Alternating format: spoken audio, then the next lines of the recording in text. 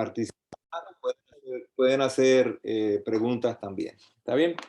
En Segunda de Timoteo, capítulo 2, versículo 15, leemos, procura con diligencia, dice Pablo a Timoteo, procura con diligencia presentarte a Dios aprobado como obrero que no tiene de qué avergonzarse, que usa bien la palabra de verdad. Algunas versiones dicen que traza bien la palabra de verdad. Que eso es algo que nosotros debemos entender, de que es nuestra responsabilidad predicar y trazar la palabra que Dios nos ha dado. Ustedes ven el título acá de este seminario, que es Seminario de Predicación y Arte de Hablar en Público, porque no podemos separar una cosa de la otra. A veces, pues, nos concentramos solamente en la mecánica de cómo preparar un tema, cómo organizarlo, cómo bosquejarlo, pero nos olvidamos de que hay un elemento humano, y el elemento humano somos nosotros los que vamos a hablar.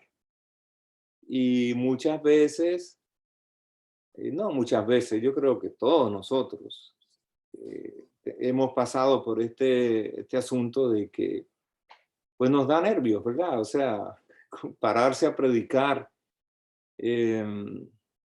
frente a una audiencia conocida o desconocida siempre es intimidante. Entonces, ahí es donde entra algunas técnicas que son efectivas cuando hablamos del arte de hablar en público. Así que por eso vamos a ver, y quiero decirle que también esta no es la única vez que nos reuniremos. Vamos a tratar de hacerlo regularmente para estudiar este tema de predicación y el arte de hablar en público. Pero mi deseo es que ustedes puedan llegar a ser mejores predicadores, puedan aprender que nadie nace sabido en este asunto, y en muchas cosas en la vida. A veces pensamos que es de talento natural, pero es también trabajo y preparación, como los músicos, ¿verdad? Muchos tienen talento, pero el que tiene talento y no practica, a veces es superado por aquel que no tiene talento natural, pero practica y hace lo mejor posible. Así la predicación también es así, merece preparación, como vamos a ver. Lo primero que vamos a ver son tres elementos fundamentales acá en este asunto de la predicación y el arte de hablar en público. Hay tres elementos fundamentales. Uno, y no lo digo en orden de jerarquía, sino que están allí. Uno es el mensaje que hay que dar. Algunos, ¿verdad? Uno le puede llamar sermón, tema, tópico. Yo prefiero llamarle mensaje, porque nos hace un poquito más responsable y consciente de algo que está ocurriendo. Está el mensaje que tienes que dar, estás tú, la persona que va a dar el mensaje, y está la audiencia. ¿A quién tú le vas a dar el mensaje? Y vamos a abundar un poquito más en este asunto de estos tres elementos para que ustedes vean la interacción que hay entre estos tres elementos. Vamos a ver algunas cosas acá. Doy por sentado que todos están viendo las gráficas, ¿verdad? Así que si no las ven, por favor exprésenlo aquí. Y digo nuevamente que esto es una clase. ¿Alguien me puede confirmar que está viendo las gráficas acá? Gracias. ¿Alguien se puede confirmarme? Abra su micrófono y dígame, ¿estoy viendo Sí, la gráfica? pastor. Sí, pastor, Sí. se ve. Ok, Sí, perfecto. se ve todo. Todo Sí, bien. pastor, se ve. Ok, perfecto, gracias. Ok, aquí están esas cosas nuevamente. Y ustedes ven alguna flechita porque vamos a ver la interacción. Está el mensaje, estoy yo o tú, ¿verdad? O nosotros. y está la audiencia. En este caso, nosotros usualmente predicamos a la iglesia, ¿verdad? A la iglesia de Harryville, nos invitan a otras iglesias, etcétera. Pero también puede ser otra iglesia que nos invite en Savannah, Bluffton, o en algún campamento, en fin. Y en el contexto de dar un mensaje, no de dar cualquier cosa, sino un mensaje, un sermón, una predicación. Bien, estás tú. Vamos a ver entonces algunas cosas. Hay una relación entre tú y la audiencia a quien te estás dirigiendo. Y aquí hay tres cosas que quiero que tomen en cuenta. Las características, la familiaridad y las expectativas. O sea, nosotros tenemos ciertas características como personas, cierta reputación, cierto estilo, cierta preparación, en fin. Y también lo otro que tenemos que tomar en cuenta es la familiaridad que tenemos con la audiencia a quien vamos a hablar. ¿A qué me refiero con familiaridad? ¿Conoces tú la audiencia? ¿Eres parte de esa audiencia? En este caso, si hablamos de la iglesia de Harryville, sí. Ustedes que predican primariamente a la iglesia de Harryville, miércoles o sábado, pues tienen cierta familiaridad con ellos. Ustedes conocen a la audiencia. Ustedes conviven con ellos y saben cosas de ellos también. También ustedes tienen ciertas expectativas cuando ustedes le hablan a la audiencia. ¿Está bien? Características suyas, la familiaridad con la audiencia, las expectativas que ustedes tienen de la audiencia. O sea, ustedes dicen, ok, voy a predicar este sermón, voy a dar este mensaje y yo espero esto y esto y esto y esto que suceda de lo que voy a hacer de este sermón. O sea, que haya crecimiento, que haya concientización, que haya más conocimiento, etc. De la misma manera, la audiencia también, por eso la flechita no es solamente va en una dirección, va en otra dirección. De la misma manera, la audiencia conoce ciertas cosas de nosotros como predicadores, me incluyo. Ciertas características conocen acerca de nosotros, ¿verdad? Y ellos también saben que nosotros sabemos ciertas cosas acerca de ellos, en fin. Hay cierta familiaridad con nosotros, conocen nuestro estilo, ya nos han visto predicar en ciertas ocasiones, en fin, ellos están familiarizados con nosotros en ciertas cosas y tienen ciertas expectativas. Cuando ellos nos ven predicando allí, ellos esperan ciertas cosas, o sea, esperan un mensaje. Y de hecho, yo creo que las personas van a la iglesia, la mayoría de las personas, hay sus excepciones, pero la mayoría de las personas van a la iglesia esperando algo, algún alimento. Nosotros insistimos en que cada cual se alimente por su cuenta, y eso es verdad. Nadie debe depender de sermones que se prediquen, pero también es cierto que nosotros estamos para servir un plato de alimento espiritual. Entonces, imagínense a una persona que ha pasado una semana eh, lidiando con un jefe rudo, lidiando con familias no creyentes, con esposos o esposas no creyentes. Entonces, esas personas van a la iglesia esperando un mensaje que los ayude. Puede ser que esto no sea justo, porque ellos deben alimentarse también, pero es la realidad. No hay que tapar el sol con un dedo. Entonces, hay expectativas de ambos. Es una relación entre tú y la audiencia. Ahora, esto cambia cuando tú, por ejemplo, vas a ir a predicar a una audiencia que tú no conoces, ¿verdad?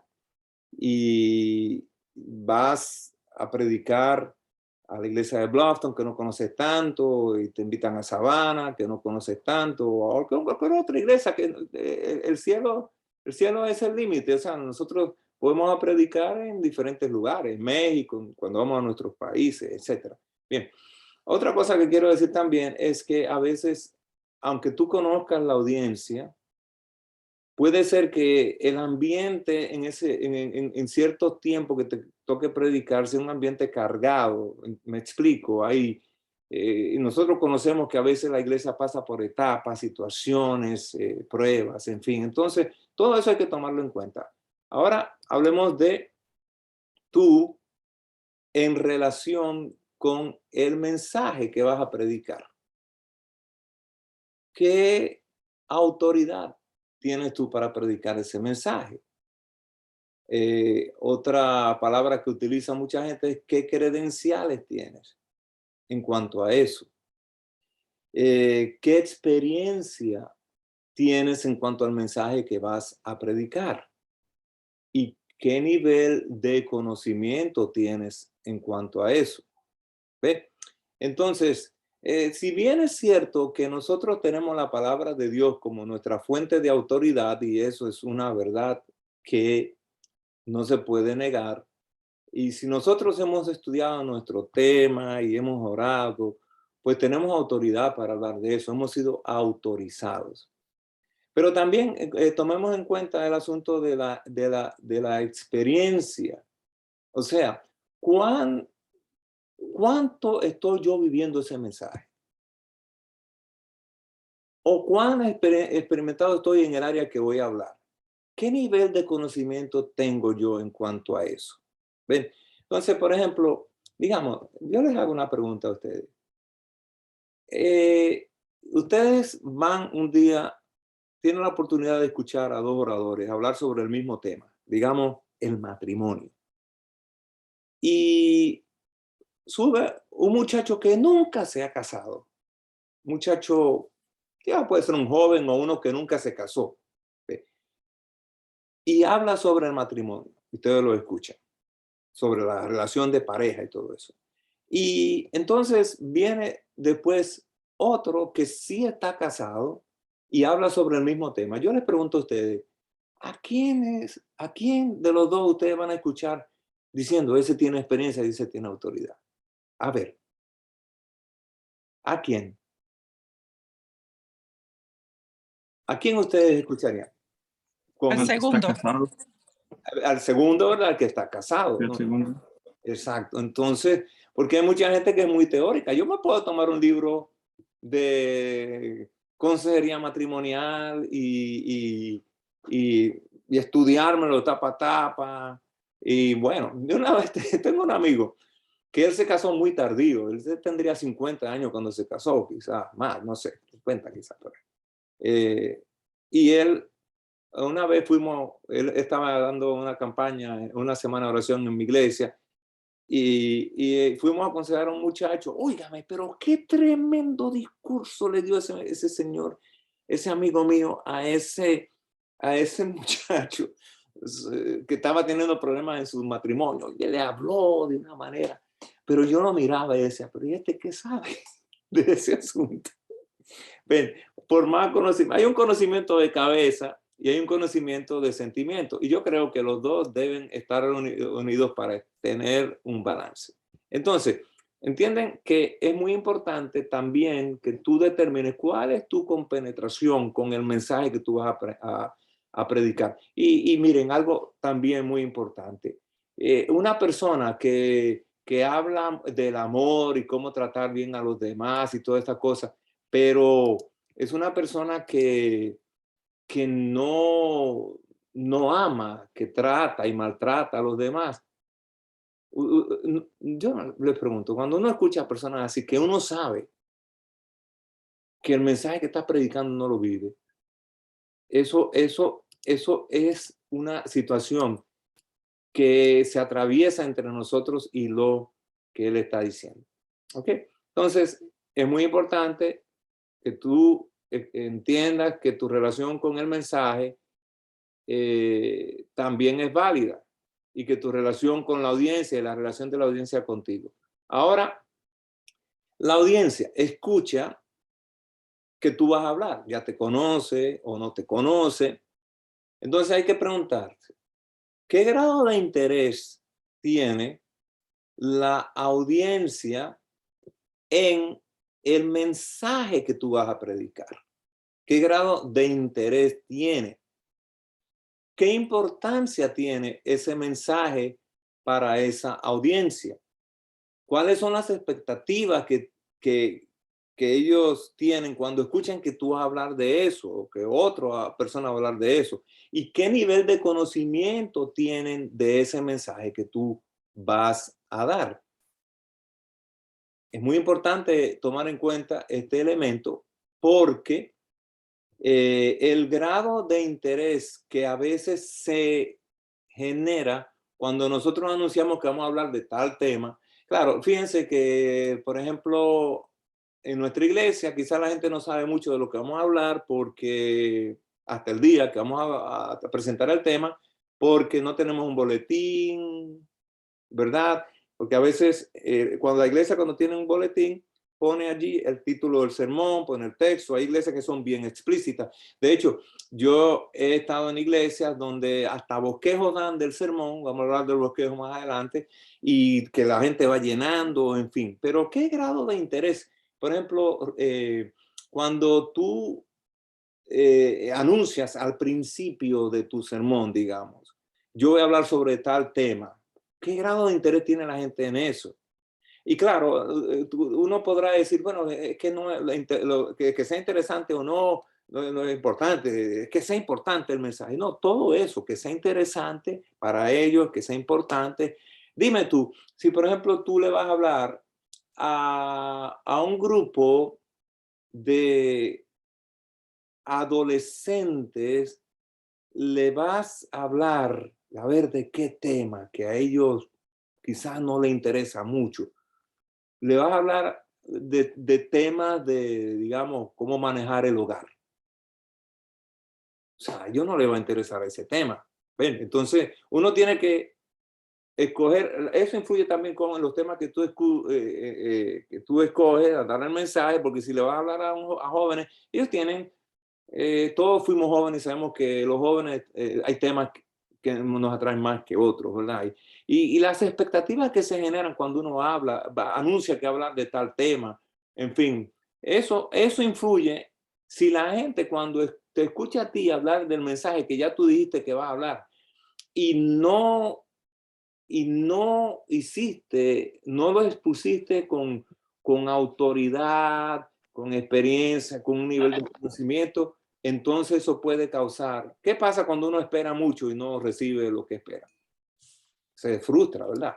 Y hay audiencias que se pueden frustrar o, como dicen por ahí, no conectaste con la audiencia y la gente se desconectó o se conectó y se desconectó rápido. ¿Está bien? ¿Alguna pregunta sobre esta partecita antes de continuar a la siguiente? Si hay alguna pregunta, acá es el momento. Acuérdense que es una clase. Bien, si no hay, entonces proseguimos. Ok, aquí hay una cosa, 4 cosas muy importantes que nosotros tenemos que considerar concerniente a la predicación y al arte de hablar en público. Número 1, la confianza que nosotros tenemos, ¿verdad? La confianza que nosotros tenemos al hablar de ese tema. Y la confianza viene de, si tú te has preparado, tú puedes tener más confianza. Yo, por ejemplo, a lo que más le temo es a no estar preparado para hablar de un tema. O sea, por eso quiero prepararme para hablar de un tema. Sí, al principio, o sea, yo siempre me pongo un poquito nervioso, no importa, ya tengo muchos años predicando, ven, 40 y pico de años, pero siempre hay un poquito de ansiedad y todo eso, especialmente cuando son audiencias desconocidas o hay una audiencia, ¿cómo se llama? Algo de que el ambiente está tenso, en fin, porque también hay ese tipo de audiencias hostiles y todas esas cosas, pero a mí lo que me da más confianza es saber que yo me he preparado para lo que voy a hablar. Y le voy a decir algo, miren, los estudios dicen que nosotros hablamos por unos 45 minutos, 35 minutos. Por cada minuto que tú hablas ahí, por lo menos hay 20 minutos de preparación. Imagínate, multiplica. O sea, tiene que haber estudiado el tema. No puede llegar ahí a dar 2 o 3 pensamientos que inspiren. Por eso estamos dando estas herramientas para saber cómo prepararnos. El otro asunto es enfocarse también en la audiencia. Porque si bien el mensaje es importante y si bien nosotros nos hemos preparado, también tenemos que entender que el mensaje tiene que ser relevante para la audiencia. O sea, es importante. Por eso estoy aquí dando este mensaje, porque yo sé que a esa audiencia le conviene escuchar este mensaje, le va a ayudar. Entonces, tenemos que enfocarnos en la audiencia. Eso no es solamente con respecto a la preparación, sino también cuando tú estás hablando en público, no estés mirando al techo o al suelo o vagamente. Mira a la audiencia de vez en cuando, haz contacto con la audiencia, porque eso ayuda. Claro, no te vayas al exceso de enfocarte solamente en una persona o mirarlo, porque eso también irrita, ¿no? Un poco, pero que de vez en cuando establezca contacto con la audiencia y que tú te enfoques también. Cuando dice enfocarse en la audiencia es porque hay gente que dice, no, yo vengo a dar un mensaje y el mensaje es importante y es el plan de salvación. Sí, eso es verdad, pero tampoco es información que tú vienes a dar. Tú vienes a dar información que va a ayudar a la gente a crecer espiritualmente. Eso significa enfoque en la audiencia, entre otras cosas. Hablando de la confianza, la preparación es importante también. ¿Qué significa prepararse? Estudiar bien tu tema, estudiar el texto que escogiste, interpretarlo bien, todo eso lo vamos a aprender. En fin, prepararte bien físicamente, prepararte bien emocionalmente, espiritualmente sobre todas las cosas. En fin, todo requiere una preparación porque es un momento importante, no es cualquier cosa. Yo siempre al principio de la semana, yo le pido a Dios que me dé el mensaje que voy a predicar el siguiente sábado, donde vaya a predicar, que Dios me dé el mensaje. Y durante la semana, ¿verdad? Yo prepararme para que cuando llegue ese momento no haya nada que interrumpa, que se meta entre el mensaje y yo, entre la audiencia y Dios. ¿Ven? Oro también para que estén las personas allí que van a escuchar el mensaje y que los pueda ayudar. ¿Ven? A veces, ustedes saben lo que ocurre en algunas cosas. Hay hermanos que vienen, a veces visitas que vienen y le dicen, pastor, usted me dio a mí en el corazón, ese mensaje fue para mí. Yo antes le decía, no, hermano, no, ¿cómo va a ser? Pero ahora le digo, no, qué bueno, el Espíritu sabía. Pero el Espíritu Santo también lo hace de una manera que es la más apropiada. Nosotros no estamos allí para herir a nadie. Si la palabra de Dios corta, que corte por ella sola, no porque nosotros vamos a ir a cortar con ella. Otra cosa es las habilidades.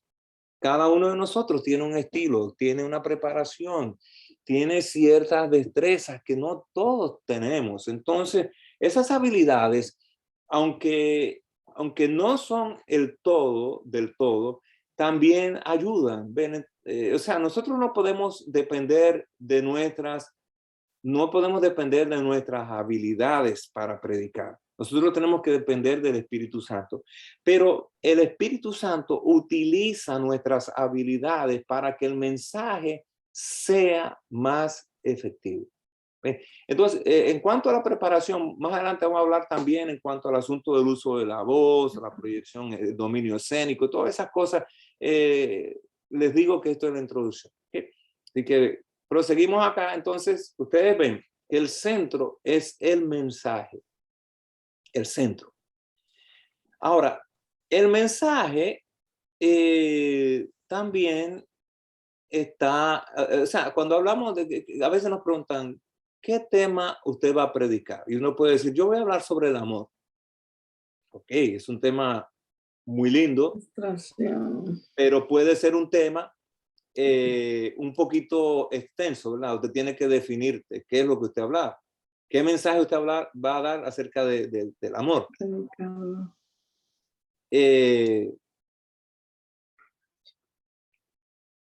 También está las ilustraciones que usted utiliza, la información que usted utiliza, porque usted puede dar información científica.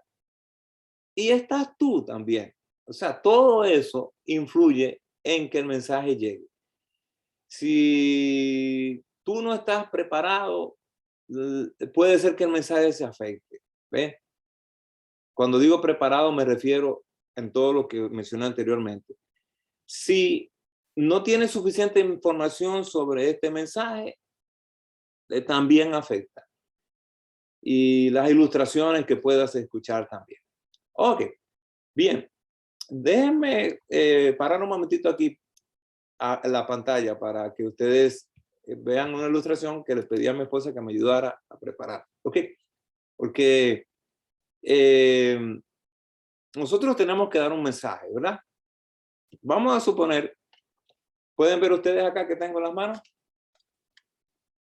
¿De cuánto es el billete? A ver, alguien que me contesta, que no se lo va a ganar, pero... De 100. De 100. Un billete de 100, ok. Vamos a suponer que yo diga, bueno, yo le quiero regalar a Haroldo $100, porque yo creo que eso lo va a ayudar, lo necesita. Y yo voy y le digo, mira, Haroldo, toma estos $100. Aquí están. Haroldo se va a poner contento. ¿Quién no se va a poner contento que le den $100? ¿Está bien? Pero probablemente él lo va a guardar y lo va a meter allí. Gracias, pastor, etc. Ahora, si yo hago lo siguiente, si yo hago lo siguiente, ¿verdad? Aquí tengo el billete de $100. ¿Sí?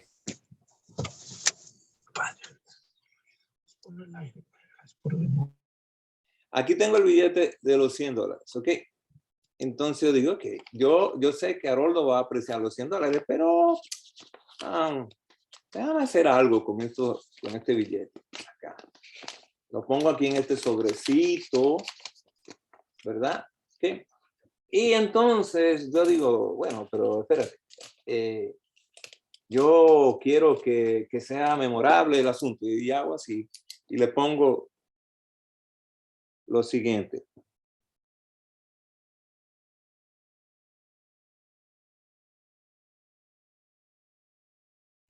Yo le puse aquí para Haroldo con aprecio. ¿Ok? ¿Qué es lo importante? ¿Qué es lo importante aquí hasta el momento? O sea, lo que está dentro, ¿verdad? Los $100. Pero yo digo, bueno, déjame hacer algo más. Yo voy a agarrar una cajita de esta, un mensajito que tiene aquí, warm wishes, deseos cálidos. Digo, ok, se lo voy a dar en esta cajita, pero oye, esta cajita se ve, todavía le falta algo, déjame ver qué hago. Y le digo, oh, le voy a poner un lacito aquí.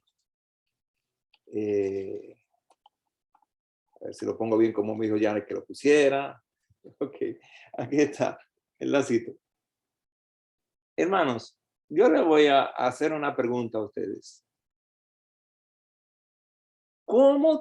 ¿Qué tendría más impacto? ¿Que yo le dé los $100 así, a secas, o que yo le añada todo esto, que yo lo ponga, que yo lo envuelva en esto? Que yo lo envuelvo en esto. ¿Qué es importante? Lo que está dentro, ¿verdad?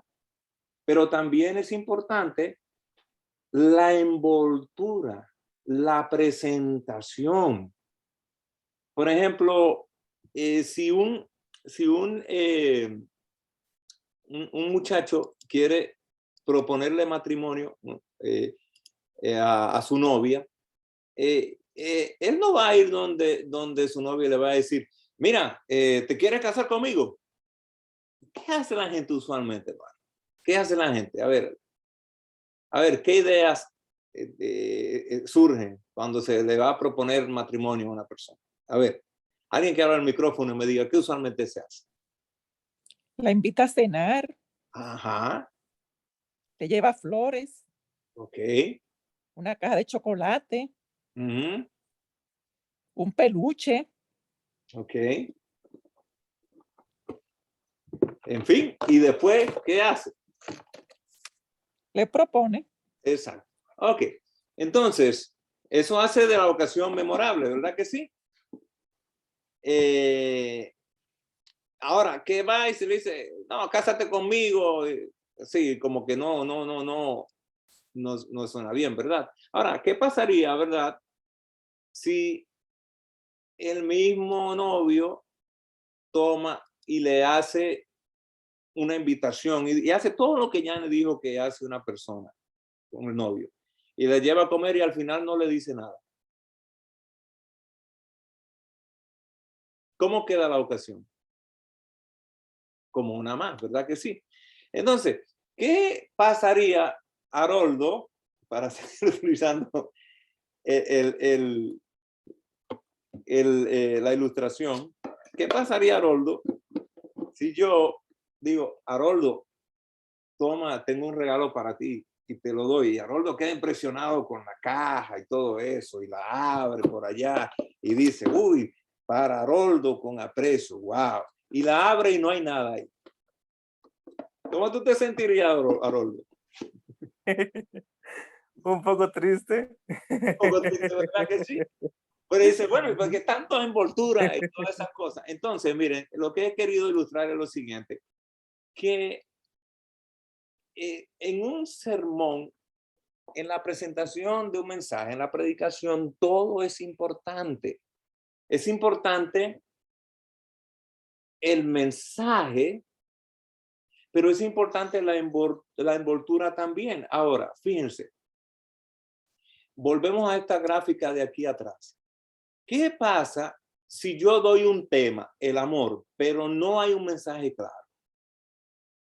¿Qué pasa si yo doy buenas ilustraciones y hago historias y doy mucha información, pero no hay un mensaje? ¿Y qué pasa si yo, como predicador, me preparo bien, me visto bien, caliento mi voz para que suene agradable, pero no hay ningún mensaje? ¿Qué sucede? Eso no tiene ninguna efectividad. Entonces, vamos a ver ahora de algo muy importante, porque hay gente que dice a veces de ciertas cosas, eso no tiene ciencia. Hermano, todo en la vida tiene ciencia. Y predicar sermón y hablar en público no es la excepción, tiene su ciencia. Entonces, debe haber una estructura. El mensaje es el mensaje de salvación, del evangelio, ¿verdad? Y usted dice, ok, voy a hablar de la importancia que tiene que los padres le den buena educación a sus hijos. Si usted va y se lo dice así, miren, hermano, hay que educar bien a sus hijos.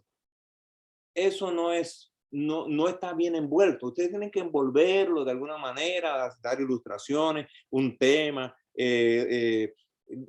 ¿cómo se llama? Información, presentarte bien en todo eso. Debe haber un mensaje, pero debe haber la estructura. Todo sermón necesita una estructura. Y la estructura básica de un sermón o de cualquier cosa cualquier charla o que ustedes vayan a presentar es que hay una introducción, que hay un cuerpo y que hay una conclusión. Vamos a desglosar eso, pero apréndanse bien esas tres partes de el sermón, de lo que ustedes vayan a dar en público, un discurso. Introducción, cuerpo y conclusión. Vamos a desglosar acá. La introducción. ¿Para qué sirve la introducción? Para captar la atención del público. En el libro de los Hechos, Pablo tenía un mensaje para cuando él estaba en Atenas. ¿Okay? Él estuvo en Atenas y ustedes pueden leer ese mensaje. Pablo dice que él andaba en Atenas y entonces vio cómo había la idolatría, la idolatría allí era tremenda porque habían dioses para todo, para todo. Y Pablo se hubiera podido parar en el aeropuerto y decirle, miren, ustedes son unos idólatras y esto y lo otro. No, no, miren miren cómo él entró. Dice, varones atenienses, porque en la Biblia hay discursos también, varones atenienses. Yo he notado que ustedes son muy religiosos. Miren cómo les digo, religioso, porque decirle idólatra y cosas, es mejor decirle religioso que idólatra, ¿no? Ustedes son muy religiosos. ¿Por qué digo esto? Dice, porque yo andando por aquí vi que ustedes tienen dioses para todos, todos y todos. Y por si acaso se le olvida a uno, ustedes han puesto allí un altar que dice al Dios no conocido. De ese Dios es el que yo vengo a hablarle a ustedes. Yo les pregunto a ustedes, ¿fue genial eso? Eso fue tremendo, fantástico y captó la atención, claro. Él mantuvo la atención de ellos hasta que llegó a ciertos puntos que ellos ya no pudieron tolerar, que eran el juicio, en fin, cosas que a ellos no les gustaban. Pero tampoco que digan que eso fue un sermón que fracasó, porque él ganó gente que se interesó y preparada. Entonces, en la introducción, usted capta la atención del público y, repito, desglosaremos eso más adelante, pero ahora lo estoy diciendo a vuelo de pájaro. Allí usted presenta el tema del sermón. También presenta la relevancia y pertinencia del tema del sermón para el público, hablando de la audiencia. O sea, usted capta la atención, introduce el tema y presenta también para qué es importante ese tema. Ahora vamos al cuerpo, el cuerpo del sermón. El cuerpo del sermón es el corazón del mensaje que usted va a presentar y debe provenir de nuestro estudio e interpretación de la palabra de Dios. Recuerden lo que prediqué esta mañana, nosotros predicamos a Cristo. ¿Ve? No es a dar información solamente, usamos información, pero la información es para ilustrar el mensaje, como la cajita, ¿verdad? El cuerpo del sermón nos permite exponer nuestro conocimiento y entendimiento de la palabra de Dios. Porque usted puede decir, hermano, hacer una historia para introducir y captar la atención. Ya la gente está conectada. Dice, hermano, le voy a hablar del hogar, la educación del hogar. Y es importante por esto y lo otro. Y después usted no da nada que sustente eso que usted acaba de decir. Ahí la gente se le va, se desconecta. Entonces usted tiene que expresar en la introducción, repito, para volver atrás al slide anterior, captar la atención del público, introducir el tema, presentar la importancia de ese tema, pero ahora usted tiene que probar que ese tema es importante. ¿Y por qué es importante? Y por eso es que está el cuerpo del sermón. Ahora, ustedes van a ver ilustrado acá, ya en forma general, estas partes del sermón, el texto, pasaje bíblico. ¿Okay? Primero, está la introducción. Ustedes pueden comenzar la introducción del sermón con una frase introductoria, o sea, decir, la educación, para seguir con ese tema, la educación de los niños es algo sumamente importante. En la proposición, ustedes pueden decir, porque la proposición es la idea central, la educación de los niños prepara al niño para este mundo y para el venidero. Y en la frase de transición usted va a decir, en el siguiente pasaje de la Biblia, nosotros vamos a demostrar que esto es una realidad. La frase introductoria también puede ser sustituida por una historia. ¿Ves? Usted puede contar de un niño bien educado, de un niño mal educado, en fin, todas esas cosas. En el cuerpo, usted desarrolla el tema. Ustedes ven que en el cuerpo, aquí puse el cuerpo, desarrollo del tema, yo generalmente trabajo con 3 puntos. Hay quien trabaja con 4 puntos, hay quien trabaja con 2 puntos. Estos son subideas del tema. Usted divide, o sea, usted va a argumentar acá en esta parte que lo que usted dijo al principio es una realidad. Y ahí va a traer datos, va a traer datos bíblicos, científicos, lo que sea, ¿no? Ilustraciones. Pero el primer punto puede ser, y ahora vamos a verlo en unos sermones que yo voy a ilustrar aquí, buscar con ustedes para que ustedes vean. El primer punto, usted dice una declaración de lo que usted quiere presentar, lo subdivide ese tema, después hace otra declaración, una tercera declaración, ¿ok? Entonces ahora, en la conclusión, usted va a recapitular. ¿Qué es recapitular? Resumir todo lo que usted dijo en el cuerpo. ¿Qué es la aplicación? Aplicarlo a la situación, digamos, de la familia, si se trata de educación de la familia, de la iglesia.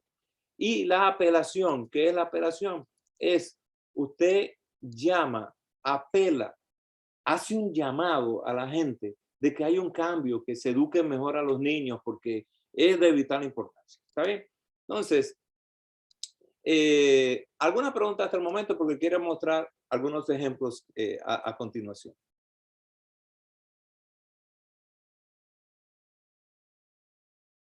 ¿Alguna pregunta? Yo les voy a enviar el video también de lo que estamos haciendo acá para que usted lo vea y lo repase. Si no hay alguna pregunta, quiero ahora enseñarles algunos ejemplos, como dicen por ahí en real time, de sermones y cómo algunas personas, porque cada cual utiliza esa estructura, pero también la adapta, porque, ¿cómo le dirían, hermanos? La estructura no es que usted va a decir punto A, punto romano, letra romana número 1, letra romana número 2, no, ¿sabe? Eso, todo tiene una estructura. Miren, nuestro cuerpo tiene una estructura que se llama el sistema óseo, ¿verdad que sí? El sistema, todos los huesos. Por eso nosotros, yo les pregunto a ustedes, si no hubiera un sistema óseo, o sea, todos los huesos mayores y menores, ¿qué pasaría con nuestro cuerpo, hermano? ¿Cómo seríamos nosotros sin huesos? A ver. Mongos, ¿Cómo? mongos, o sea, no tuviéramos forma. Como una gelatina, ¿verdad que sí? Sí, no tuviéramos forma. Como los gusanos, porque no tienen vértebras ni nada. Ahora, yo les pregunto, ¿alguna ocasión, y esto es muy delicado, no tiene que decir nombre, pero sí milagros, ¿alguna ocasión usted ha escuchado un sermón así? Que está como todo así deformado, como no hay una estructura. Yo estoy seguro que sí.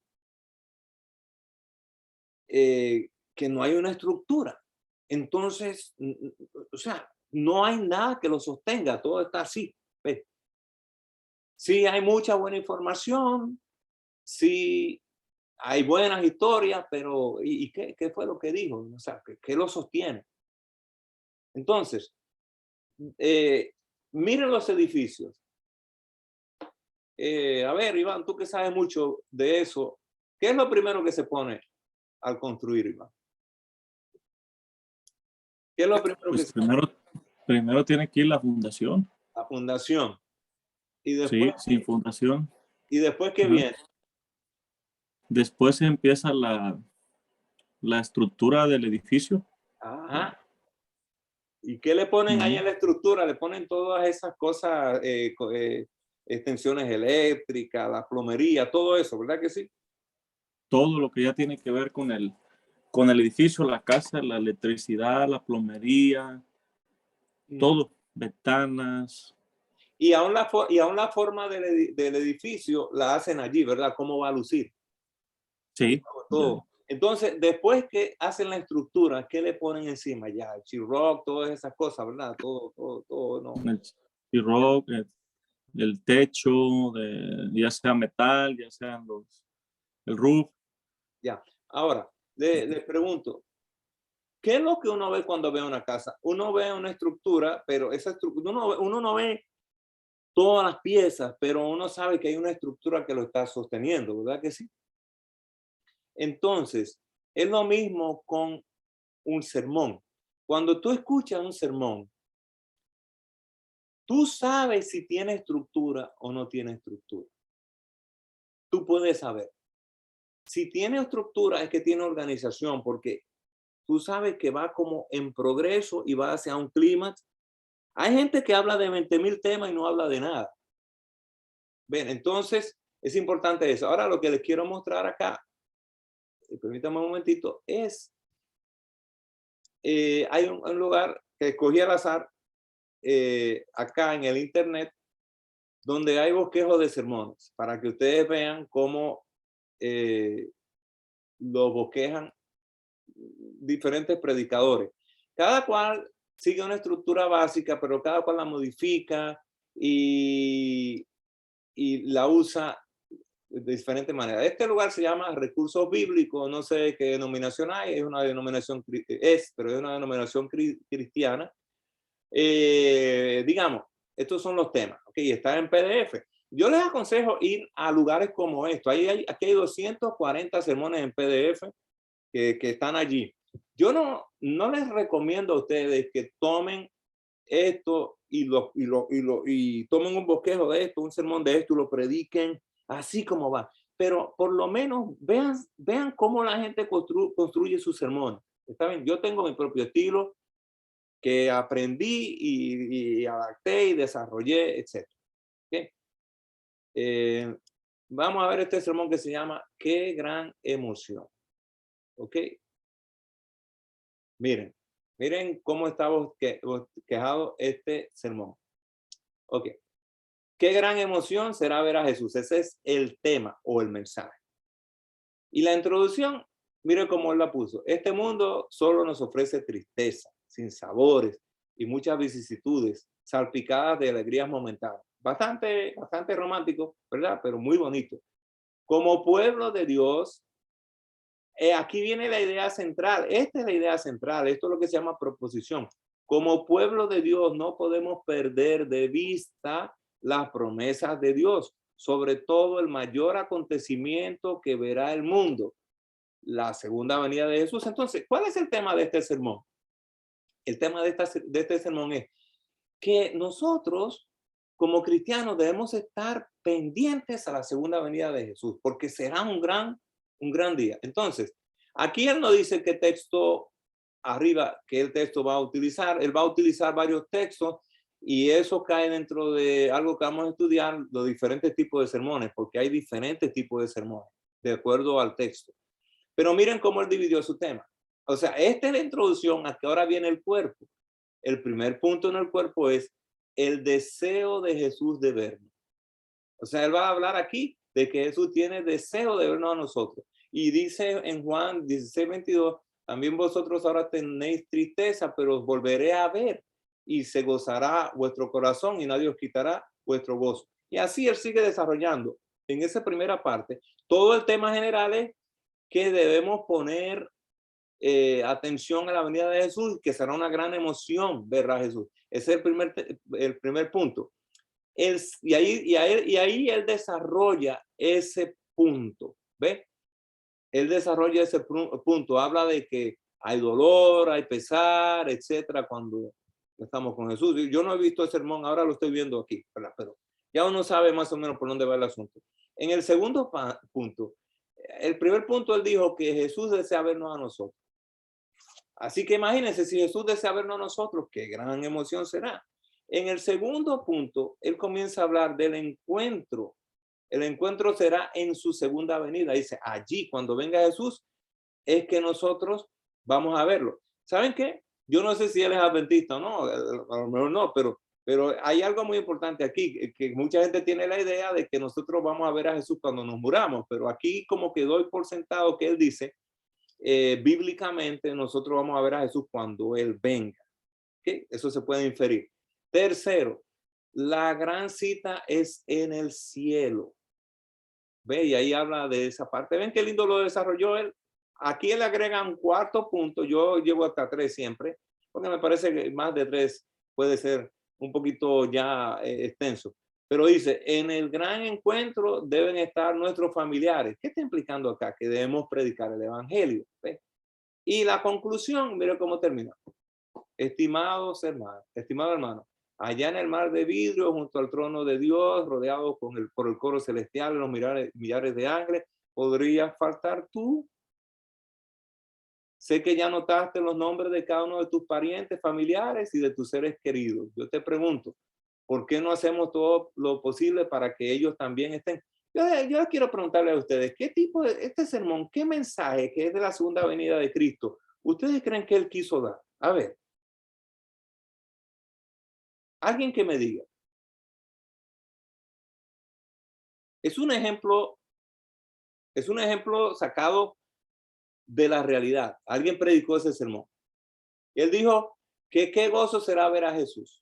A ver, ¿qué cosas pudimos aprender en ese mensaje de lo que él presentó? Yo entiendo que ahí él también predicó acerca de que nosotros también debemos de hablarle a nuestros familiares de Jesús. Exactamente, esa es una de las cosas, ¿verdad? Bien. Voy a escoger otro de los sermones aquí. Aquí simplemente estoy en un punto de dar ilustraciones. Este sermón se llama Pedro. Qué interesante soy. Vamos a ver. Pedro. Ok. ¿Y saben qué? Este es un sermón expositivo porque él va a tomar a exponer segunda de Pedro. ¿Ven? Y esto es parte de una serie. Esto es parte de una serie de sermones. Sermón 1, como ustedes verán ahí, él tomó segunda de Pedro 1 al 11 y el segundo sermón, segunda de Pedro 1:12 al 21, en fin. Entonces, miren aquí el primer sermón, este es el sermón número 1, sea participante de lo divino, ese es el tema, ¿okay? El título del tema. El asunto, o sea, ese es el título del tema, sea participante de lo divino, pero en el asunto, él dice, si se lo subo un poquito más, él dice, la participación del cristiano en la naturaleza divina. O sea, ¿cuál es el tema? Él va a hablar de que nosotros debemos participar de la naturaleza de nuestro Dios. ¿Ok? Entonces, aquí en la introducción, él le hace una introducción a la epístola de Pedro y dice, se ha llamado la segunda epístola de Pedro un manual para un embajador en un país hostil.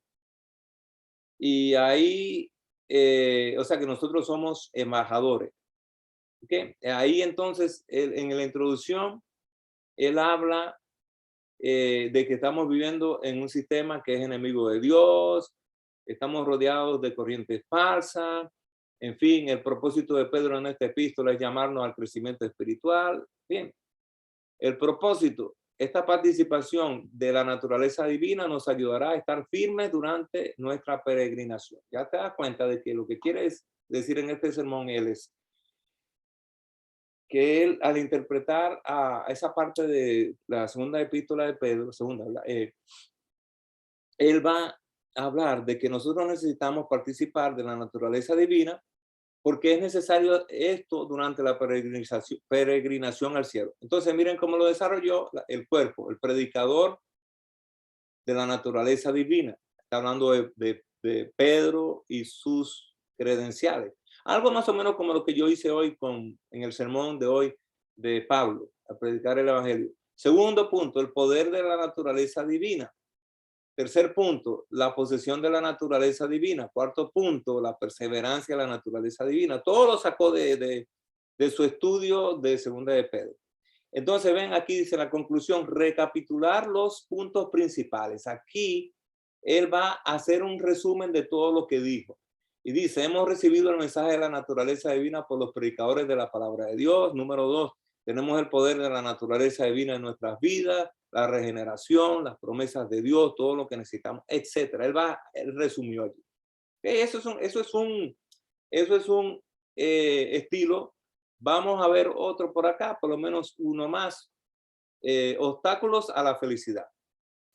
Ok, este otro sermón. Vamos a ver cómo lo hizo. Casi lo que estamos viendo son de 4 divisiones mayores. 4 obstáculos a la felicidad. Salmos 32, 1 y 2. Allí él estaba. Voy a leer ese texto para ver cómo es que él lo hizo. Hermanos, miren, estudiar a otros predicadores que tracen bien la palabra de Dios y utilicen la técnica correcta es parte de nuestro aprendizaje. Salmo 32, 1 y 2. Dice, bienaventurado aquel cuya transgresión ha sido perdonada y cubierto su pecado. Bienaventurado el hombre a quien Jehová no culpa de iniquidad y en cuyo espíritu no hay engaño. ¿Ok? Entonces, miren la introducción. Todo el mundo quiere ser feliz, porque habla de la bienaventuranza aquí. Esa es una frase de introducción. El hombre ha empleado ingeniosos métodos y múltiples esfuerzos para lograrlo, para ser feliz. Los medios a que acude no le satisface. Se ha logrado hallar un camino a la luna, pero aún no a la felicidad. Muy interesante. Grandes progresos en todos los campos, pero no aún a la felicidad. O sea, miren, si yo estoy escuchando este sermón, ¿verdad? Yo digo, bueno, déjame ver, él dice que los hombres han alcanzado muchas cosas, pero no han alcanzado el camino a la felicidad. Entonces él hace una pregunta, ¿que es usted feliz? Para hacerlo realmente deberá superar los siguientes obstáculos, porque jamás lo será así. Y aquí viene. Número 1, transgredimos las leyes de Dios. Número 2, si dejamos al descubierto nuestro pecado. Número 3, si somos víctimas del sentimiento de culpa. Y número 4, si nos engañamos a nosotros mismos. ¿Ven? O sea, esos son los 4 obstáculos de acuerdo a sacados de Salmos 32, 1 y 2, que impiden que seamos felices. Ahora vamos a ver cómo él concluye. Dice en la conclusión, Dios no tiene la culpa de que usted no sea plenamente feliz. Todos los elementos necesarios para lograrlos están a la disposición de cada ser humano. El manual para la felicidad está en la palabra de Dios, depende de usted. En fin, ya entendemos el mensaje. ¿Ok? Uno más y ya. Vamos a ver este que dice, anímate, hermano. Ok, anímate, hermano. Y puse arriba Romanos 8, 11 al 39. Eso ya, al ser un pasaje tan extenso, eso cae dentro de una categoría de sermón que se llama expositivo. Hay sermones temáticos, hay sermones textuales y hay sermones expositivos que son de muchos pasajes. Después hablaremos de eso. Pero miren la introducción. Hay muy poco que vemos hoy en día que nos anima. Como más o menos lo que yo comencé a hacer hoy, ¿no? A decir hoy, en la introducción de la... No es que vi este sermón antes, pero ahora comparando. Vemos al telediario y todo parece indicar que el mundo es más precario que nunca. Sin embargo, aquí en Romanos 8 vemos varias razones para animarnos. O sea, va a utilizar Romanos 8, 11 al 39 para animarlo. Primero, anímate, hermano, porque tenemos la bendición de una nueva relación con Dios.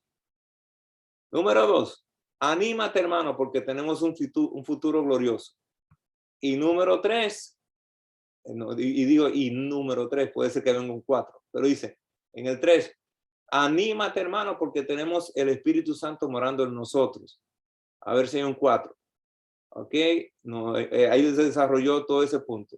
Ah, sí, dice, anímate, hermano, porque Dios siempre nos da lo mejor. A ver, puede ser que haya otro también. Sí, quinto, porque el pasaje es extenso. Anímate, hermano, porque Dios nos da un nuevo comienzo. Uy, a ver, otro más. Ese era el sexto. Ah, el sexto, anímate, hermano, porque Dios nos da todo lo necesario. Anímate, hermano, el séptimo, porque tenemos la bendición de saber que Dios es por nosotros. Y la conclusión, eso fue el cuerpo, introducción, cuerpo. Hermanos míos, este mensaje es uno de consolación y ánimo. Hermanos míos, este mensaje es uno de desafío y advertencia. O sea, es consolación y advertencia. ¿Quién va a escuchar? Etcétera. Ok. Yo creo que ustedes tienen la idea de que el bosquejo es importante, ¿verdad? Ahora, una pregunta que quizás ustedes se harán en esta ocasión es la siguiente. Y yo debo llevar todas esas páginas ahí al púlpito para presentar todo eso. Bueno, esa es una gran pregunta. Si usted es un predicador experimentado, generalmente usted tomará, porque por eso digo que para preparar un sermón se toma tiempo. Usted debe comenzar a preparar su sermón el domingo. O sea, si usted predica cada semana, nosotros los pastores tenemos que ya tener la idea del sermón para el domingo.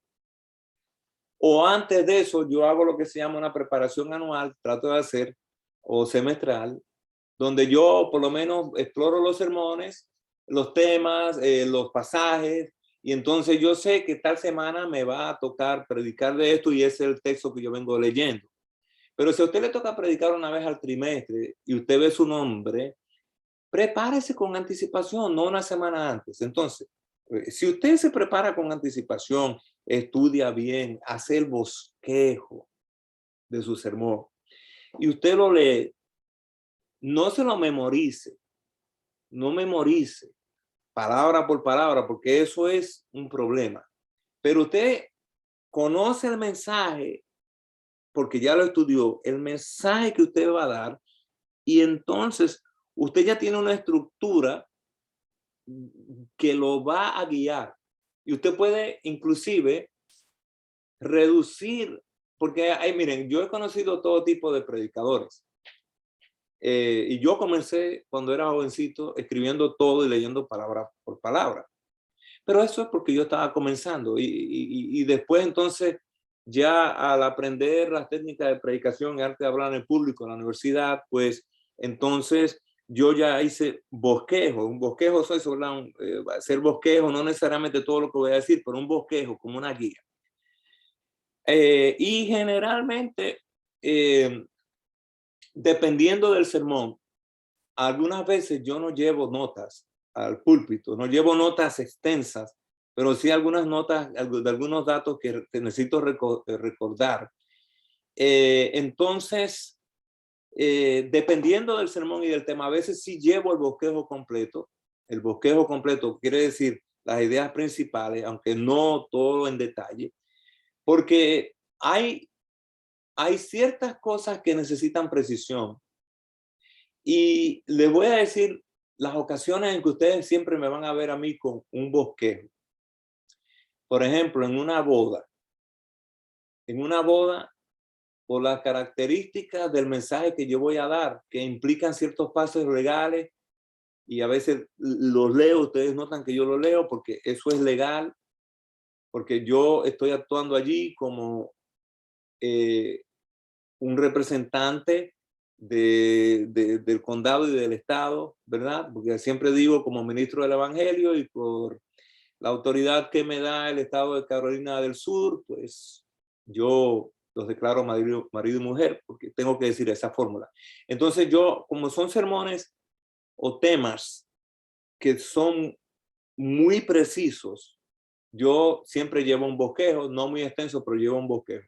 Pero hay otros temas que quizás yo he predicado en otras ocasiones, en otros lugares, que ya lo medio que domino. Entonces, aunque en mi calidad de pastor distrital, cuando yo tenía 6 iglesias y tenía que estar predicando en muchos lugares, a veces había sermones que yo nunca pude repetir. O sea, los prediqué una vez y ya, hay otros sí que los repetí, en fin.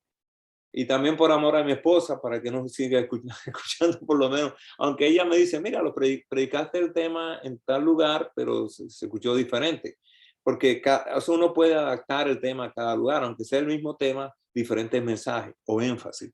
Pero el punto es este: cuando usted vaya al púlpito, vaya preparado. ¿Ve? Y si usted no, si usted quiere comenzar con muchas notas, puede hacerlo, pero que eventualmente usted vaya dejando eso. Le voy a decir para qué. Porque hay predicadores que están leyendo todo, entonces pierden su contacto con la audiencia, el público. Y es necesario que eso esté allí. ¿Ven? Además, la preparación le da más soltura a usted, el comunicarse con la gente, pero tampoco es que vaya sin prepararse y vaya a ver a la gente, pero no tiene ninguna sustancia. Tiene que tener sustancia, y la sustancia viene de la preparación. Yo entiendo una cosa, que cuando nosotros nos preparamos, ¿verdad? Y una cosa muy importante que les voy a recomendar es lean, traten de por lo menos leer, búsquense un libro y lean. Si yo me voy a leer este libro, un libro al mes, si es de lectura más rápida, lean frecuentemente, porque eso le va a dar, además de que le ayuda para evitar enfermedades como el Alzheimer y todo eso, porque el cerebro está activo, les ayuda a poder tener ideas. Porque una cosa que a veces me ha sucedido a mí, que voy al púlpito preparado y digo cosas que no había pensado decir, porque ahí le doy el espacio al Espíritu Santo para que diga lo que Él quiere decir en ese momento. Pero la estructura está. Necesitamos ir al púlpito con una estructura. Bueno, eso fue la parte introductoria de este seminario. Más adelante entraremos a aspectos más detallados del asunto, pero quisiera saber si hay alguna pregunta que ustedes tengan que podamos contestar aquí en este momento.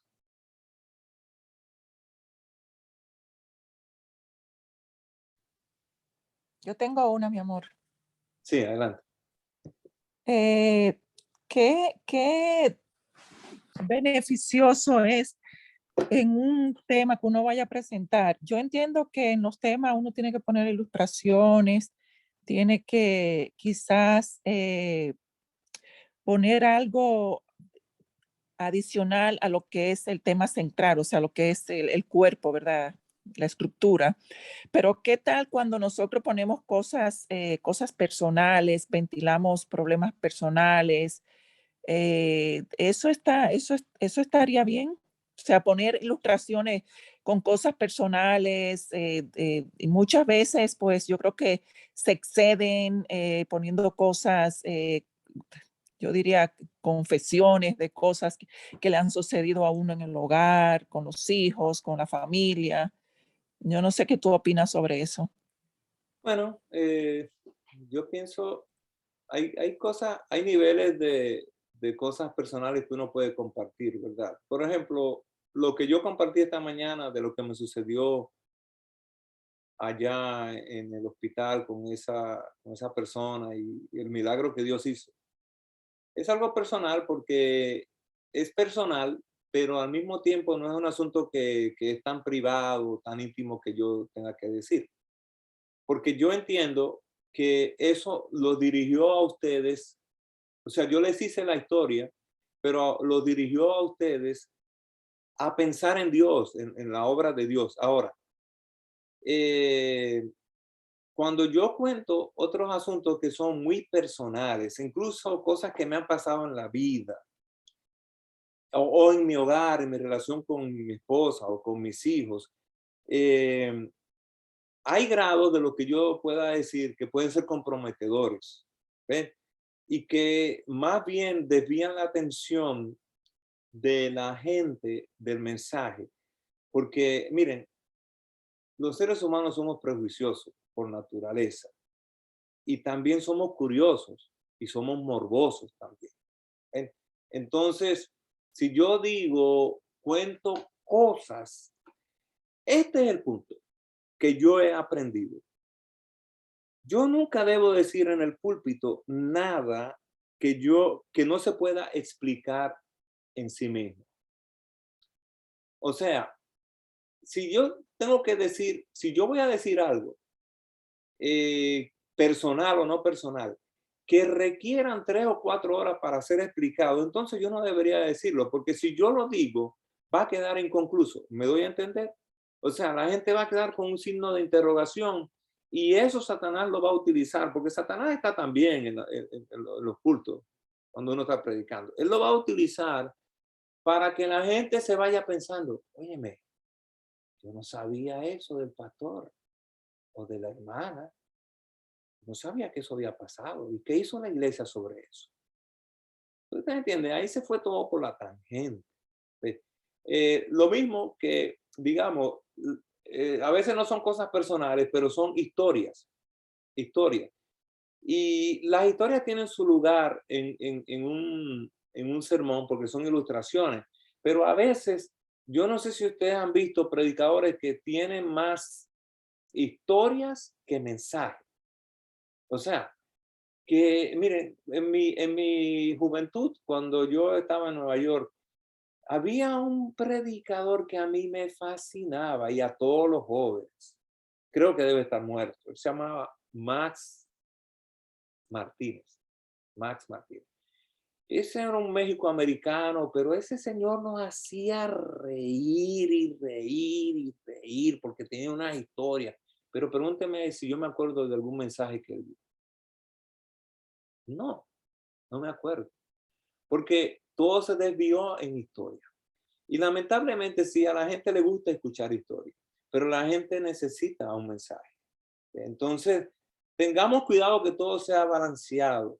Ven, ustedes vieron que nada en la ilustración que yo presenté, el centro del mensaje, hay datos, porque también hay gente que presenta muchos datos, muchas estadísticas y muchas cosas, pero cuando viene a ver, solo son puras estadísticas, puros datos históricos, o a veces eso es uno mismo, o sea, porque uno es un ingrediente allí. Nada de lo que está alrededor, ni la audiencia tampoco, porque ese es otro elemento también. A veces la audiencia, ¿verdad? A veces hay niños corriendo, en fin.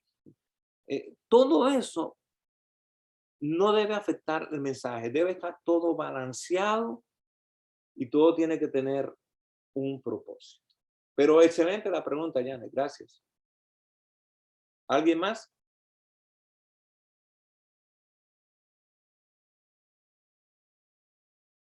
¿Algo más sobre la predicación, sobre... Tengo otra pregunta. Sí. Si no hay más nadie que pregunte. No, ¿verdad? ¿Qué tiempo debería de tener un sermón? Bueno. En este tiempo que la gente quiere todo rápido y si ya pasan 20 minutos ya están cansados, ya, ¿tú entiendes? O sea, qué tiempo es recomendable? Ok. Yo predico por 45 minutos average. Puede ser que para este tiempo sea mucho, para esta época sea mucho.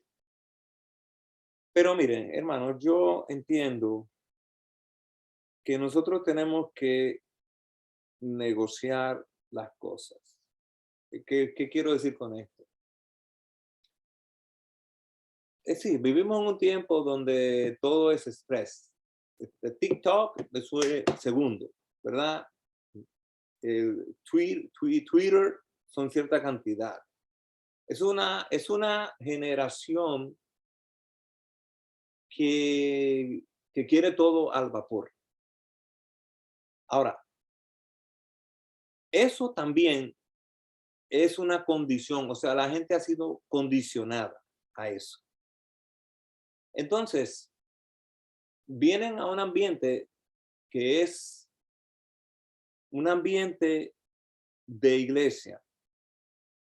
Y nosotros no podemos competir con Hollywood, ¿está bien? aunque hay pastores que se han metido, predicadores que quieren utilizar todas esas herramientas, cosas medias hollywoodescas para alcanzar. Ahora, cuando digo que hay que negociar es, uno tiene que ir al medio, porque tampoco yo voy a dejar que la cultura consumista que estamos viviendo, el tiempo posmoderno que estamos viviendo, dicte lo que nosotros entendemos que es el mensaje de la Biblia. Claro, hay que envolverlo en un paquete que sea relevante, ¿ves? Porque también yo creo que hay cosas que nosotros debemos adaptar a nuestro tiempo, pero también la hora del sermón es una hora de reflexión y es el problema, porque la generación que estamos viviendo es una generación que no reflexiona. Hacemos, cuando queremos algo, decimos, I agree, es rápido, todo.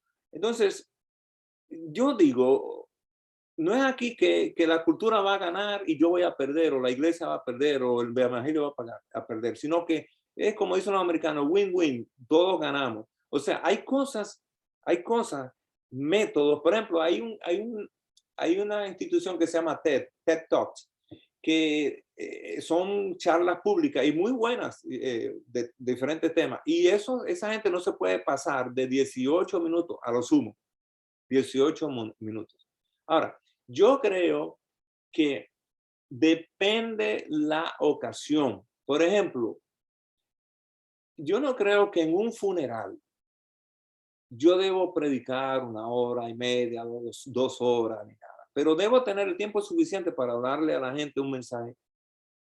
No creo que también en una quinceañera debo predicar uno de 50 minutos, de 1 hora, o en una boda. Pero en un culto de adoración, nosotros, si hay algo que nosotros no debemos perder, es esa hora de reflexión. Y si hay algo en lo cual nosotros podemos ayudar a la sociedad moderna, es a que saque un momento para reflexionar. Porque está bien, se quejan de que el sermón es largo, pero hay cosas en las cuales ellos pasan el día entero. El día entero. Esos muchachos que juegan videojuegos están ahí horas y horas y horas y horas en lo mismo. En lo mismo. Entonces, nosotros tenemos que saber que estamos lidiando con una generación muy difícil, pero yo creo también que el Espíritu Santo habla en todos los tiempos. Y sin abusar, sin pretender, porque yo me acuerdo cuando yo entré a la iglesia hace 45 años atrás.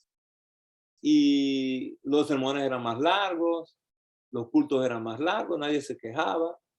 Las campañas eran de 3 meses, nadie se quejaba. Pero ahora las campañas son de 1 semana, y son de cosecha. Entonces, yo entiendo que hemos cambiado, pero también debemos mantener ciertos bastiones y ciertas columnas. ¿Ve? Y también hay personas que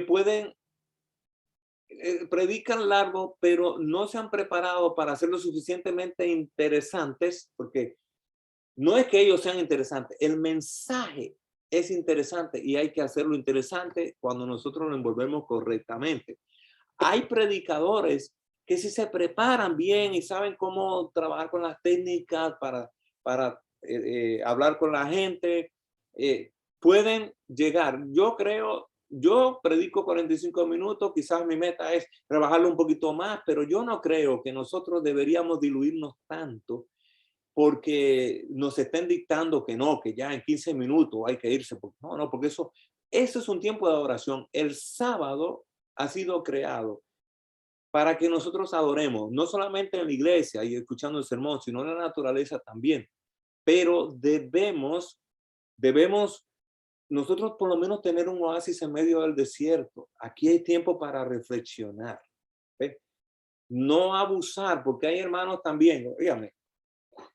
Por eso es que también yo les recomiendo que si usted tiene 7 páginas, porque así hay, 7 páginas de un sermón escrita, y usted ve que va por la tercera página, ya ha pasado media hora. Óigame, resuma lo que quedan ya. No diga, no, me quedan todavía 4 páginas más. Entonces, ¿son qué? Otra hora más allí. O sea, no seamos esclavos de los bosquejos. Adaptemos, veamos cómo está la audiencia, miremos cómo está la audiencia. El Espíritu trabajará en nosotros para decir algo que pueda captar la atención y conectar a la gente otra vez.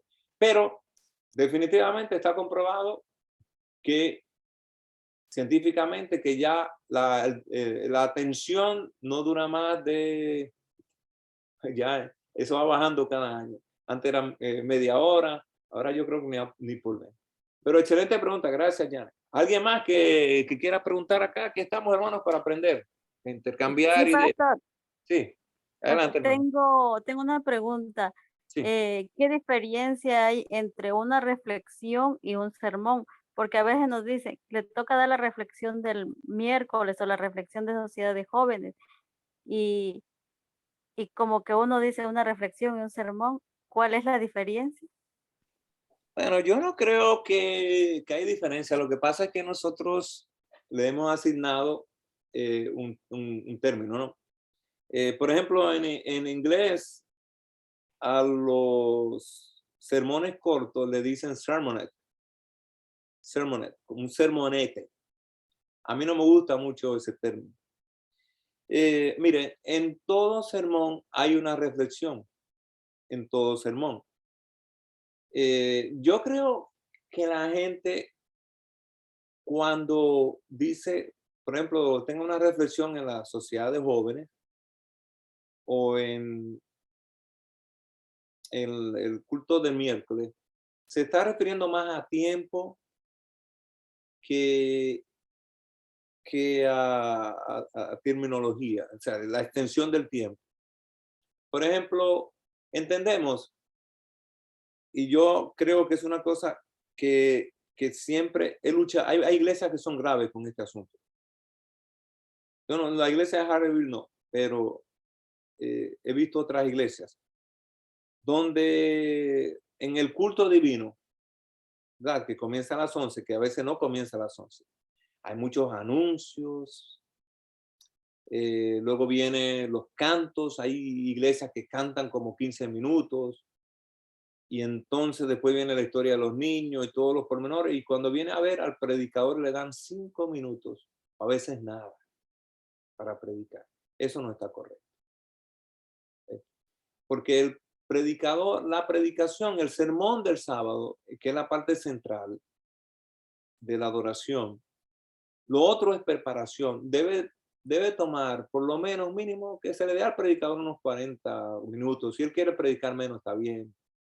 Y si se pasa un poquito más, bueno, cada cual tiene su estilo, como hemos mencionado. Ahora, eso es el sábado.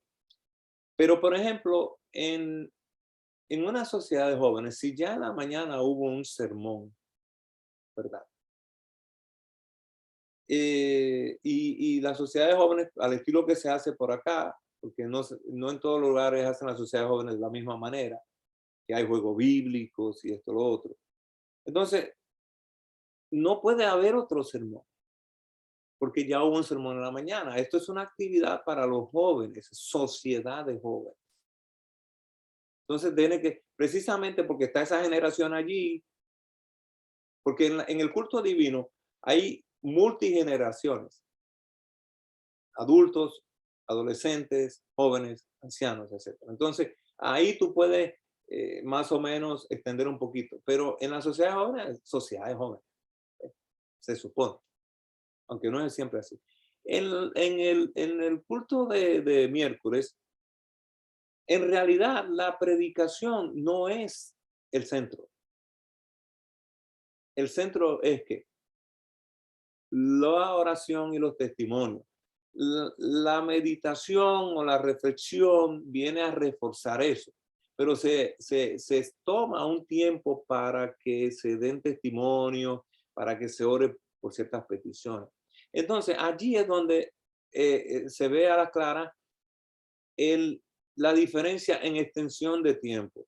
Pero les voy a decir, una reflexión puede ser no tiene que dejar de ser sermón, porque es un sermón al fin y al cabo, es un mensaje que se está dando. Lo único que, considerando que no es la parte central, sino que es parte del programa, ¿no? De lo que se va a hacer. No sé si contesté a su pregunta, hermana.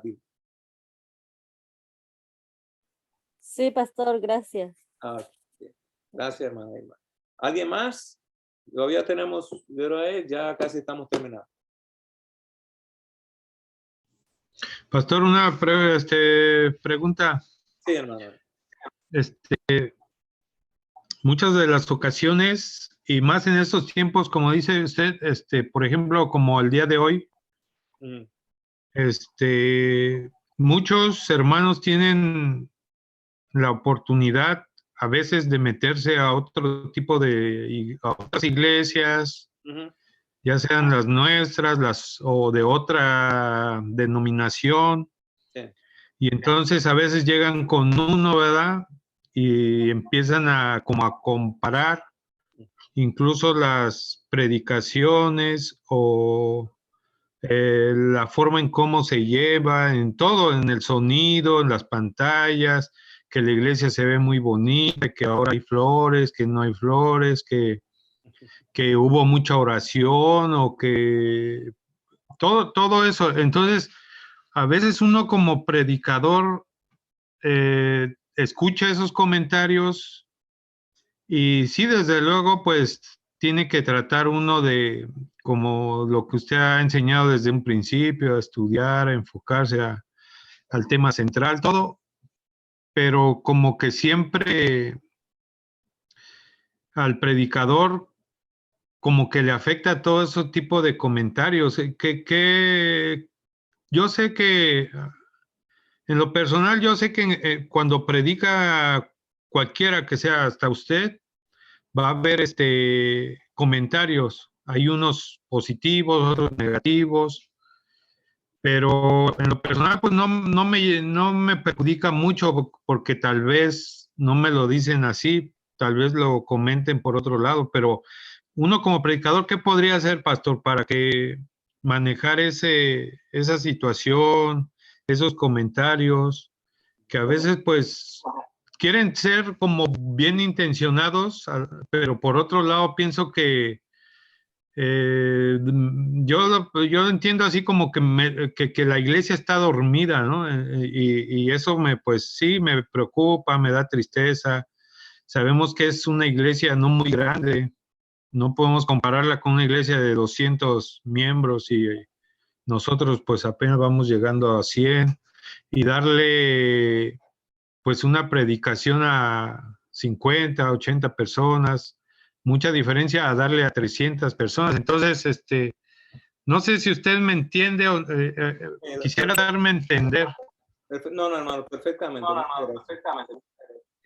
Gracias, pastor. Bueno, esta es la situación. Yo siempre digo, y usted me ha escuchado decir que la madre de la infelicidad es la comparación. Y la gente compara todo. Compara a su iglesia con otra, a su pastor con otro, porque ellos solamente ven, especialmente en estos días, ven solamente la vitrina, el escaparate, lo que se ve al frente. ¿Ven? Y como decía en esta mañana, también hay gente que no va por el mensaje, sino por quién va a dar el mensaje. Yo he tenido la oportunidad de predicar, de pastorear iglesias grandes, ¿verdad? Durham era una iglesia en edificio. Pero, ¿qué es lo más importante? Lo más importante es el mensaje que nosotros tenemos que dar. Y la otra cosa es entender que cada iglesia tiene su realidad y que cada iglesia tiene su personalidad y tiene su misión. Y que no hay una iglesia menor que la otra. Solamente somos diferentes, pero con el mismo mensaje. Nosotros no deberíamos entrar en un espíritu de competencia con nadie. con el único que yo compito es conmigo mismo. Yo lo que trato es de competir conmigo mismo, porque al competir conmigo mismo, yo lucho contra una cosa que todos deberíamos evitar en nuestras vidas y es la mediocridad. El enemigo número uno de la mediocridad es cuando nosotros nos preparamos y nos esmeramos para predicarle a 1 o a 100 o a 1000. ¿Ven? Lamentablemente estamos en un tiempo, repito, donde la gente compara muchas cosas. Ven esas iglesias grandes y entonces ¿cómo le diría? Se angustian o se atormentan en vez de celebrar. Porque yo lo que hago es celebro. Miren, por ejemplo, yo tuve esta semana 2 o 3 reuniones que hemos tenido ahí en la iglesia de Charlotte, en un salón, y justamente estamos frente a una ventana, y esa ventana yo veo cuando llegan la gente a buscar su comida al food bank que tienen allí. Hermanos, esos son muchos carros, y eso es que doblan a no sé cuántas cuadras para llegar allí. ¿Qué yo voy a hacer como pastor? ¿A sentir envidia por el pastor que está allá o por esos hermanos o a compararme con ellos? No, yo tengo que celebrar. ¿Saben por qué? Porque ellos están haciendo una obra y Dios los está dirigiendo. Entonces, lo que yo tengo que hacer es cambiar mi actitud y aplaudir y orar por esos hermanos, porque ellos tienen sus luchas también. Esas iglesias grandes, así como usted la ve, que son deseables, porque el pasto siempre luce más verde en el patio ajeno. Esas iglesias grandes tienen unos problemas que nosotros, las iglesias pequeñas, no desearíamos tener. Esas iglesias metropolitanas. Nosotros tenemos nuestros propios desafíos y ellos también. Entonces, la iglesia de Harville tiene que competir consigo misma. Tiene que prepararse. Si a ti te pidieron o te pusieron en el calendario para predicar, tú prepárate, haz lo mejor que tú puedas, pídele a Dios que te utilice. Quizás nadie va a escuchar ese mensaje para grabarlo y subirlo a YouTube y que se vuelva viral, pero la palabra de Dios nunca viene vacía. Sí. Lamentablemente, esto es parte de lo que dice la Biblia, de que hay gente que anda de un lado al otro buscando escuchar y aprender y nunca terminan de aprender. Esas personas, y hoy en día eso se ha proliferado después de la pandemia, que ya no quieren conectarse con una iglesia local porque ya están virtuales. Esa iglesia así, tienen un problema serio. ¿Verdad?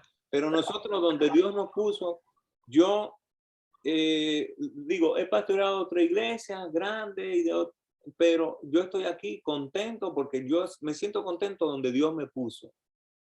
Y yo aquí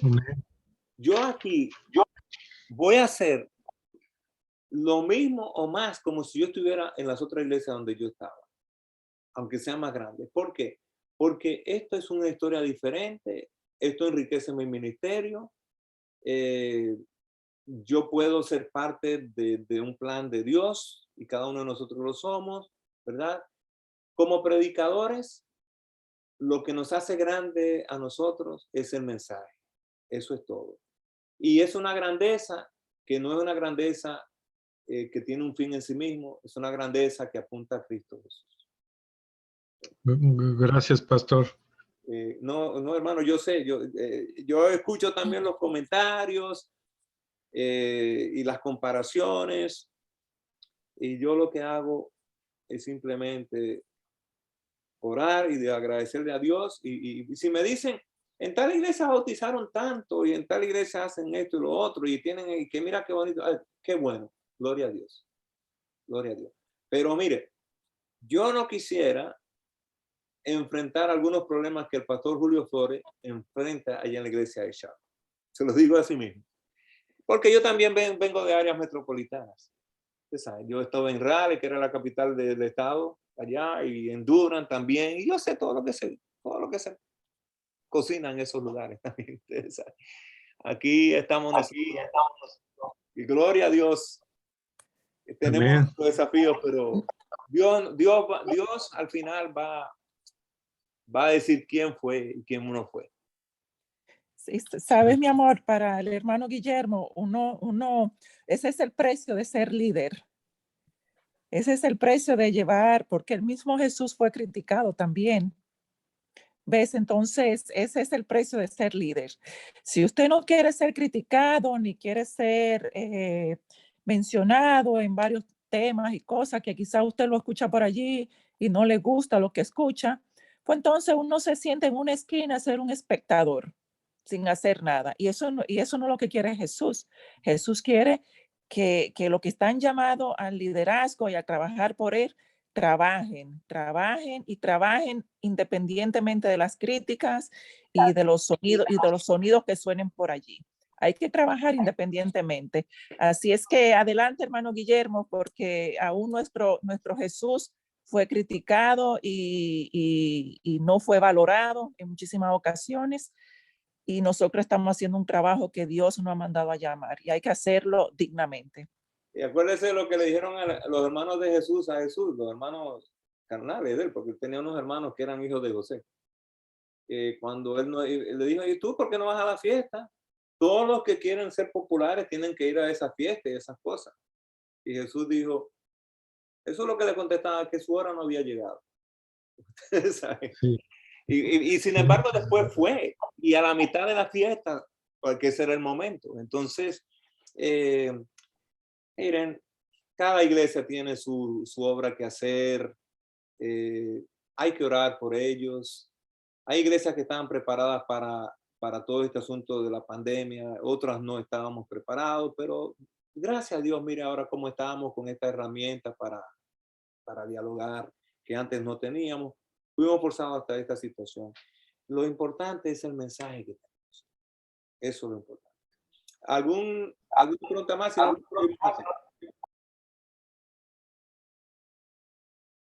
Bueno, es la primera parte. Ustedes fueron introducidos a diferentes aspectos de la predicación.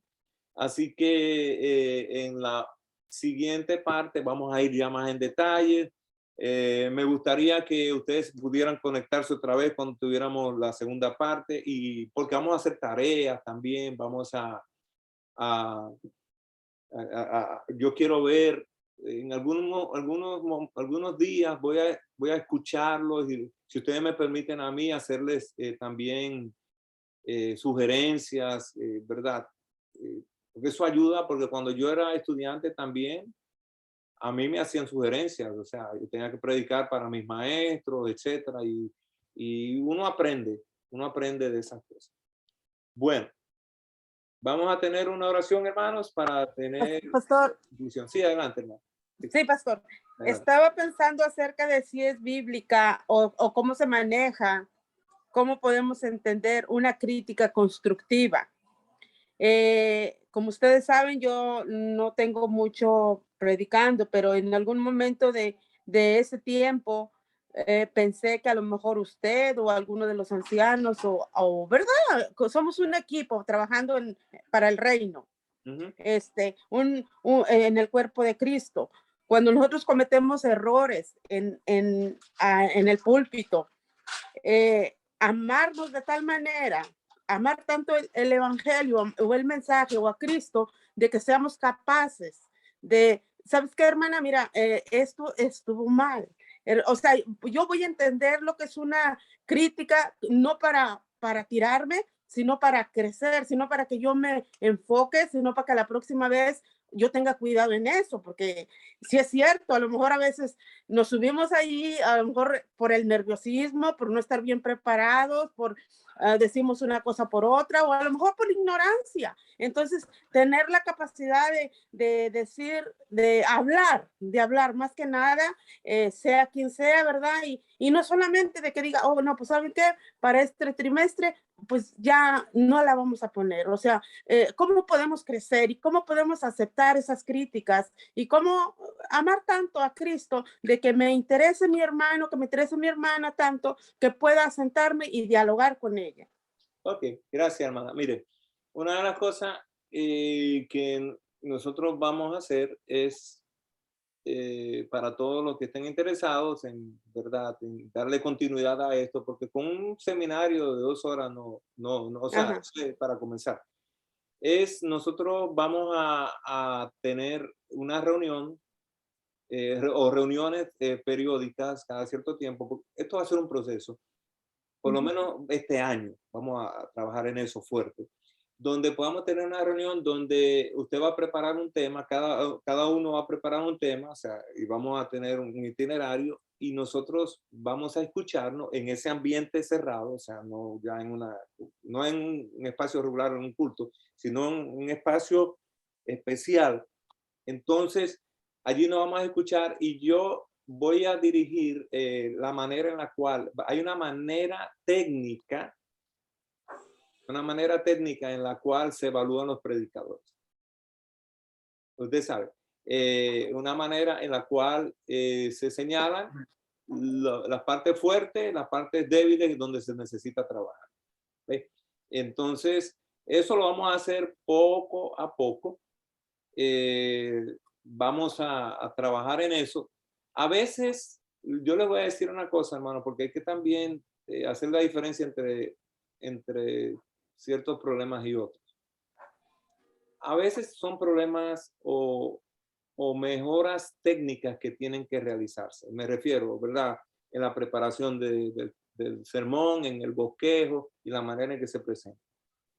Pero hay otras situaciones donde ya entran cosas como contenido que no es bíblico.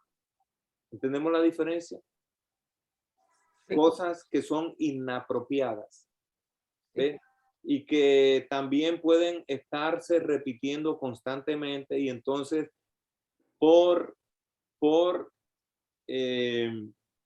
precaución, entonces los ancianos y un servidor tienen que tomar ciertas medidas. Ustedes saben, por precaución, porque cuando son asuntos doctrinales o tergiversación del evangelio, ya ahí no se trata de técnica, ya ahí no se trata de formato, allí se trata de algo más delicado que el dar un sermón o dar un discurso. Entonces, ya hay otro trabajo que realizar, porque hay personas, le voy a decir, hermana Leticia, que son muy eficientes en lo que es la estructura y cómo dar el discurso, pero tienen problemas de contenido. ¿Ve? Okay. No es bíblico lo que están predicando. Pueden también ser problemas morales, donde ya no es que no sea bíblico, sino que tienen problemas morales ellos. Entonces nosotros tenemos que velar por eso, ¿verdad?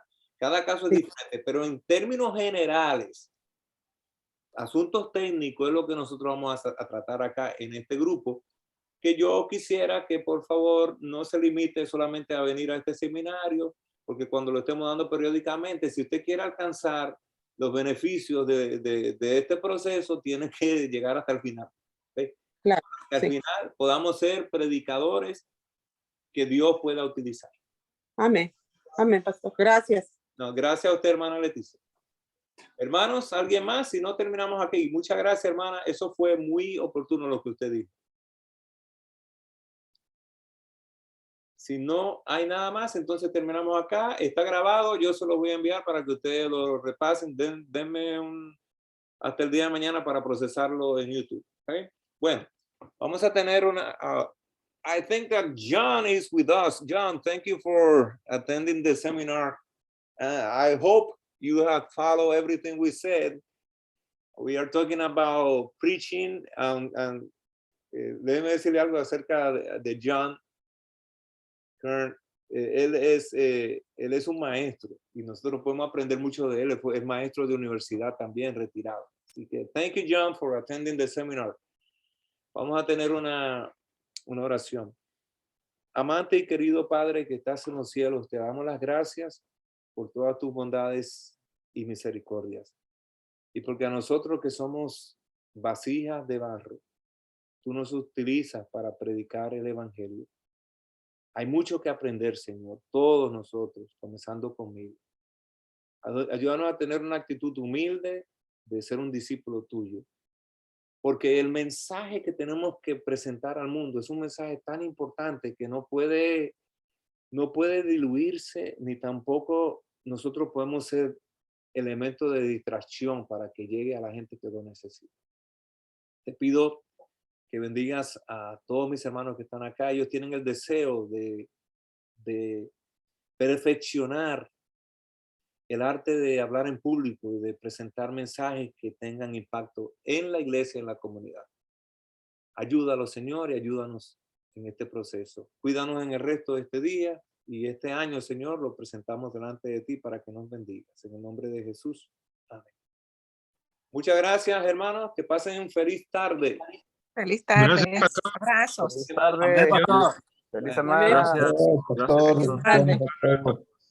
Feliz semana. Gracias, gracias. Les manda saludos las hermanas de Viujo a todos. Ok, gracias. Saludos a ella también, hermanos. Cuídense.